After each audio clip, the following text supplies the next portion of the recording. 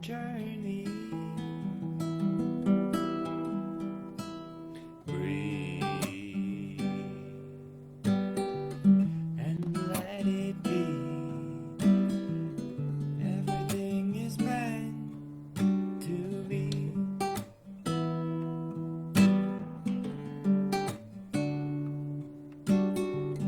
It's so good to be here right now. Take a breath and lean in. Feel your feet on the ground and let everything fall down.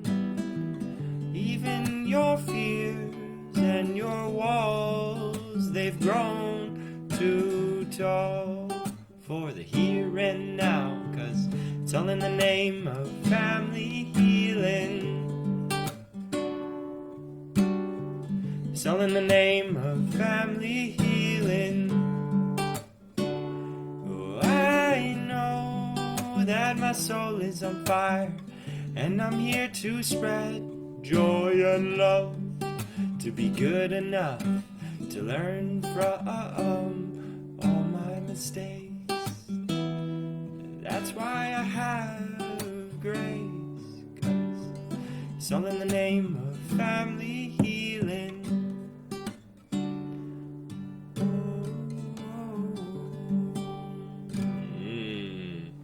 Good morning, good morning, good morning. Thanks for being here. Good to be here myself. Grateful for this week's theme on family healing of acceptance. But first, let's talk about what is the path of family healing. The path of family healing is the opportunity to see everything outside and integrate it internally. Grand rising, sweet friend.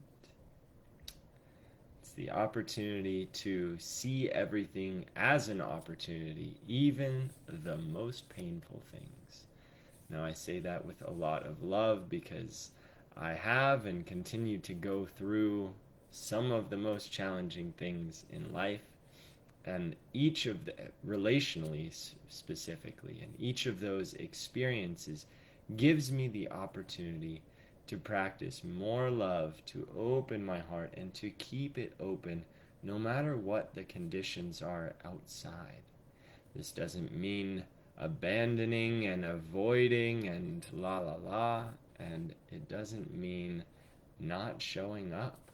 It means being in your harmonious and holistic presence with all that is.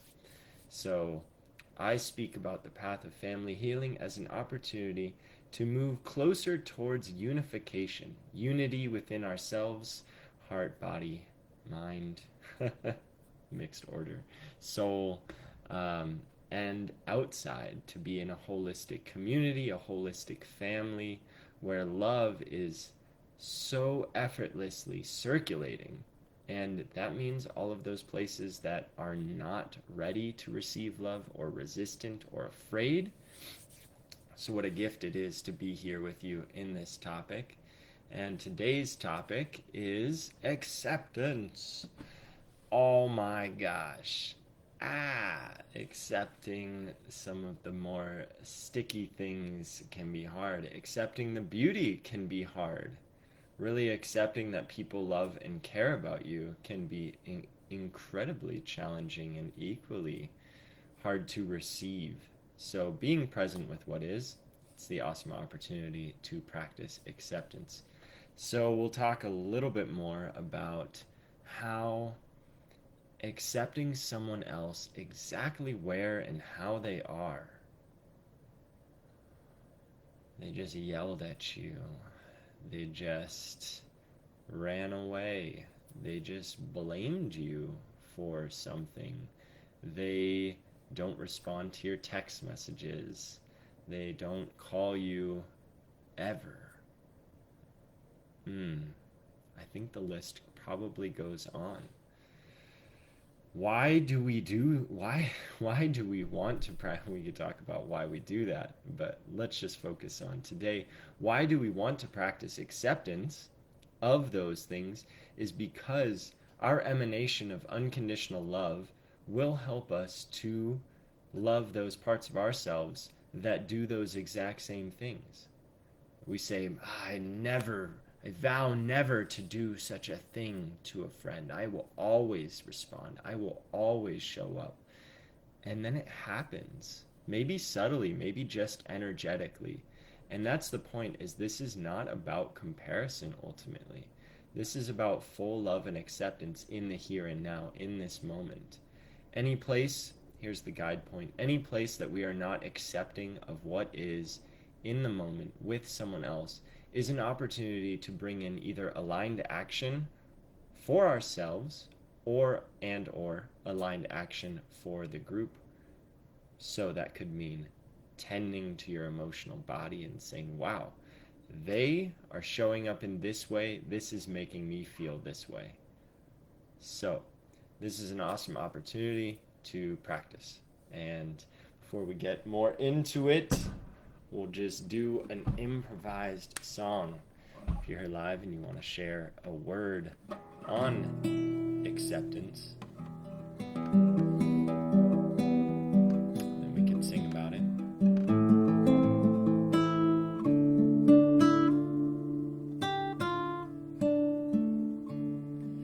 I accept you exactly as you are, except for when you don't show me love. I embrace you exactly as you are, except for when you run away. I wish we could be in love. I wish we could be patient. Oh, I accept you, all of you, even the parts I don't want to. So when it comes to releasing my fears, I will let you in, sweet dear.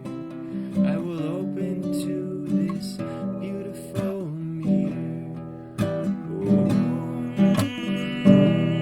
I am ready for being in love, no matter what the conditions of connection. Except I'll hurl a sweet boundary that says, if you are hurting, I will not be this close. So here we go, in the here and now, let's return home. So here we are, let's be in love. I love those different threads, and I will be right back because Sweet Pup is calling.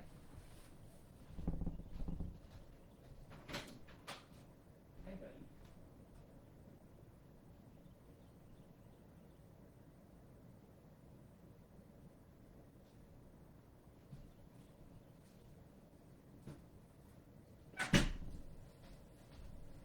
Everybody say hi, Cooper.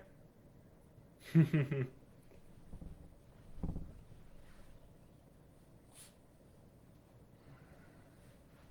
got you, buddy. He may want me to hold him. So, yeah, these threads, these threads of, I will accept you under these conditions. Okay. That's normal to have those responses. And then that creates a tension in the dynamic. That creates a friction in how you show up, always looking for this to be a problem. On the other hand, I will accept you exactly as you are, and it's gonna bring up hurt for me. I know this going into this because we were hurt in relationship and we will heal in relationship. So this is a beautiful awareness to hold as you move into closeness with people, as you mend or restore connection with others. Oh, I can just feel how heart-wrenching it is. Want it to be perfect, says the mind, and the heart says it is perfect. Broken and mangled, frustrated, tangled. So bringing love to that part is the most important step into practicing this. And then the other piece of that little improv was about boundaries and how I'm not going to show up if you are hurting me. I'm not going to show up in this way. It doesn't mean I don't accept you or love you, but it means I am using that awareness as a guide for me to be in quote unquote right relationship. So right relationship is an awesome way of seeing how something is interacting with me. Some behavior is interacting with my body and well-being and my heart and my capacity. And if something happens, the best thing to do is to stop in the moment, if you can, in a party that someone's available, in a group or a dynamic. My words seem to be fumbling this morning. Perhaps because it's so tender. And this means that when you stop, you get to say, hey, hold up, this came up for me. I want to stay in my heart, my open-hearted, loving presence with you right now. Can I make a request? Can I ask for you to recount what you were sharing or what we were experiencing? Then comes the awareness of like, oh, what they were sharing was actually not really about me. Or maybe they do blame you again. So there's kind of two scenarios. Maybe they do project hurt onto you and you say, whoa, whoa, whoa. So if you're available, I want to say that this doesn't feel good. This is bringing up these feelings. Are you available for this? Sometimes they're not going to be, and you're going to want to bring that to your own personal dojo, your own practice ground with a friend who's not in the heat of that experience. And other times they're going to say, yes, let's go into that rawness together. And both parties get to hold the awareness of, I'm just staying, I'm not jumping out. I'm staying with what I am present to. And then I'm sharing as we go. And there's no rush. I mean, these wounds have been passed on for thousands of years, it seems. So what's another 20 minutes of saying, let's take our time with this? This is probably something deeper than what I was originally projecting it to be, which was that you turned your back when I was sharing something very vulnerable. So then, in that space, the breaths happen and all of this, and there's a potentiality for this to completely resolve, or at least in that moment to come down, the walls come down, and the tears and the release happens. And there's also potential for it to just be partially complete and say, this is good enough for now. Thanks for hearing me. I know that there's more for me to practice here. So it can be clunky. I'm going to relate with you here that it is often very clunky, and it's a great opportunity. It's a great opportunity because bringing it back to this intention of unity and connection, then we can move closer, and we can move closer. So, boy, I got hundreds of stories. I'm trying to think of the one that comes to mind that's fresh, is probably about connection with communication. I would never not respond to someone or let them know that I'm thinking of them if they responded to me and that I'll get back to them later. but I do it on occasion. So I used to be very judgmental of, let's use my cousin, um, Maddie. And her and I are born 2 weeks apart. We have such a close connection, spiritual connection. We have such a epic journey. We've traveled together. And the dance has been in and out. And I've really missed her at times. I've really missed her. And that is my key guidepost. At the time when I was judging her for not responding to my texts, I was not understanding that as a key guidepost of I'm just missing her. At the time I was saying, gosh, what's wrong with her? Is she okay? Is something wrong? I need to do something. And I was still pointing it outward. So I was not accepting her, not accepting the situation. It was resistance, endless resistance. So over the years, we've danced in and out, and we've had incredibly nourishing, close connections, conversations, sharing our hearts, playing, making a pasta, enjoying being together. And then we've been totally separate. And my twin sister from my aunt, from my cousin, like my cousin twin. That's maybe a practical term I'll never use again. Um, she, yeah, where was she? I missed her. I lost her. I felt like, what is this? There's this void now. And in that moment, I've started to realize, okay, I'm giving too much. From expectation, I'm giving a phone call from an expectation, from a condition that she will respond. My love is dependent upon her behavior. And that is conditional love. And that doesn't feel good.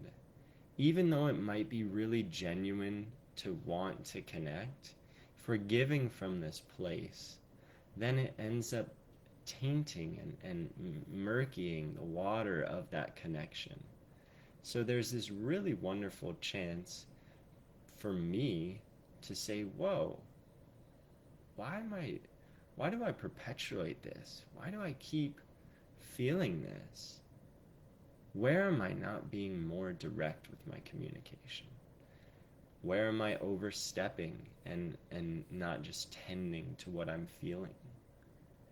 So in that process, I've practiced more self-awareness of when I'm reaching out to her from a kind of unhealthy place. Sometimes we could call it the shadowy place.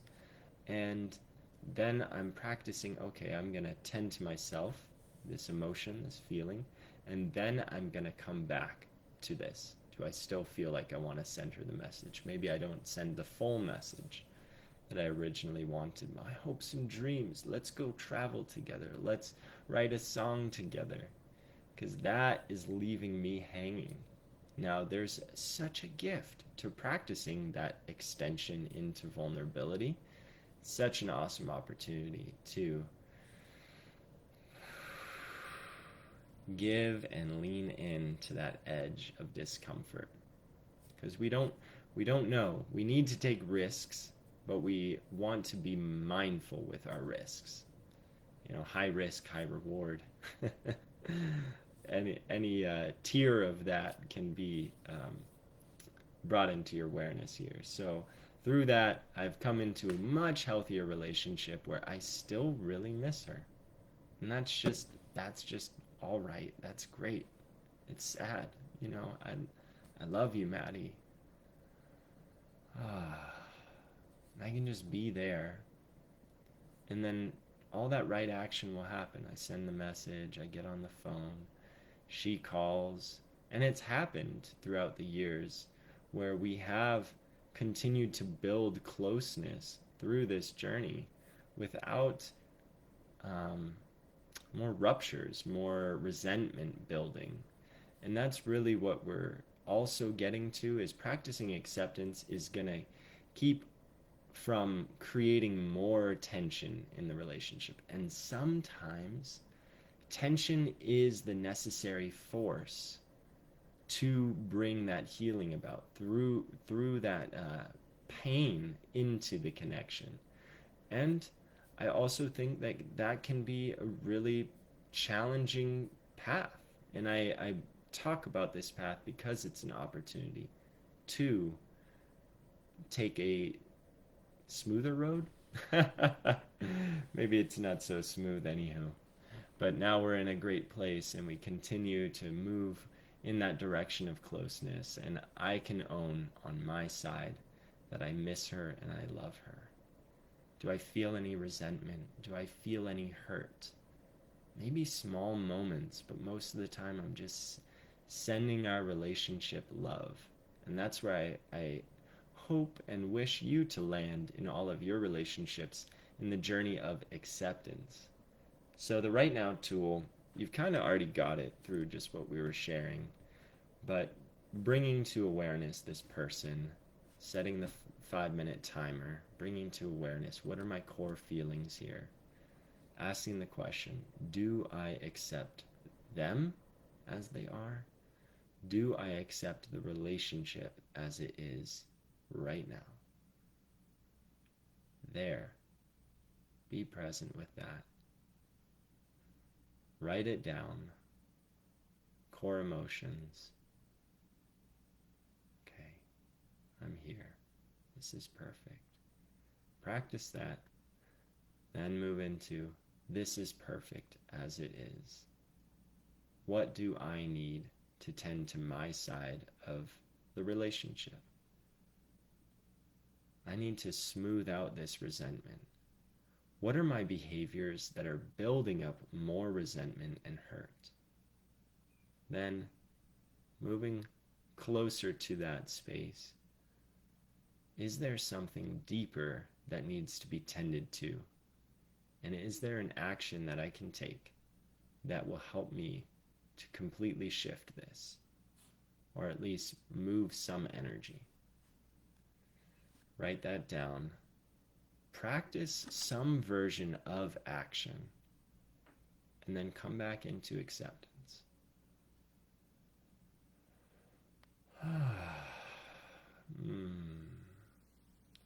And say to this person, I miss you, I love you, and I want to be close with you.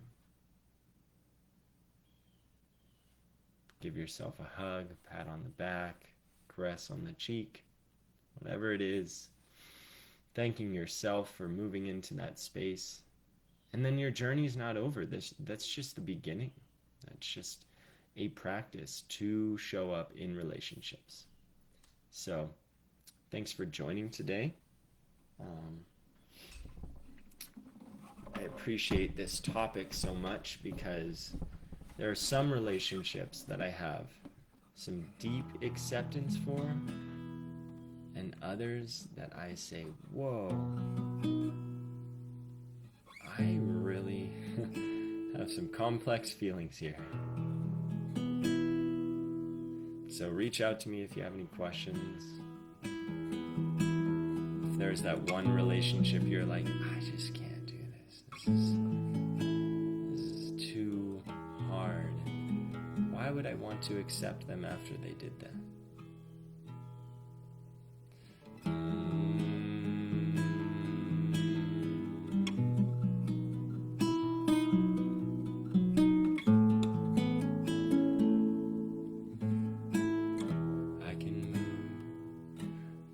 Closeness, I can move to closeness. Here I am, never giving up. Here I am, always in love. Thanks again for joining, and wishing you a beautiful week.